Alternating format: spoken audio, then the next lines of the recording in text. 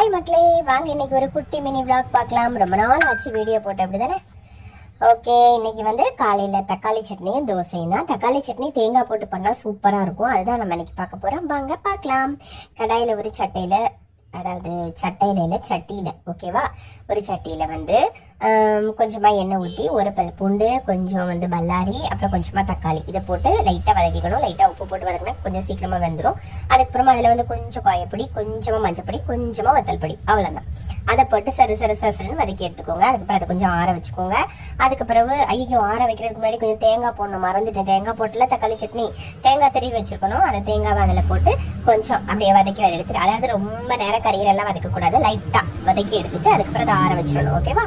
அதுக்கப்புறமா வந்து திரும்பியும் மறுபடியும் கடாய் சட்டியில், அதே சட்டியை கழுவினாலும் சரி, வேற சட்டியை வச்சாலும் சரி, ஒரு கடாயில், அதாவது கடாயில், அதாவது ஒரு சட்டியில் கொஞ்சமாக எண்ணெய் ஊற்றி, அதுக்கப்புறமா வந்து இந்த நம்ம தக்காளி பேஸ்ட்டை வந்து நல்லா அரைச்சி வச்சுக்கணும். அதுக்கு முன்னாடி எண்ணெயில் வந்து கொஞ்சமாக கடுகு, கருவேப்பிலை இது ரெண்டையும் போட்டு கொஞ்சம் தாளிச்சுக்கணும். அதுக்கப்புறமா வந்து நம்ம அரைச்சி வச்சுருப்போம்ல இந்த பேஸ்ட், அதை வந்து கொட்டி அதை வந்து ஒரு கொதி வரது வர அப்படி கொதிச்சு வச்சா கொஞ்சமாக தண்ணி ஊற்றிக்கோங்க தேவைக்கு. அதுக்கப்புறமா நம்ம வந்து அந்த சட்னி ரெடியானோடனே தோசை சுற்ற வேண்டியதான். நான் வந்து இன்னைக்கு காலையில் ஒரு 3 தோசை சாப்பிட்டு வந்தேன். அப்புறமா ஒரு இஞ்சி டீ குடிச்சிட்டு நல்லா திருப்தியாக வந்தேன். ஓகேவா? அப்புறமா நான் வந்து கொஞ்சம் பல்லாரியும் போட்டு சுட்டு சாப்பிட்டுக்கிட்டேன். சூப்பராக இருக்கும் அந்த சட்னி. ட்ரை பண்ணி பாருங்கள். ஓகே, பாய்.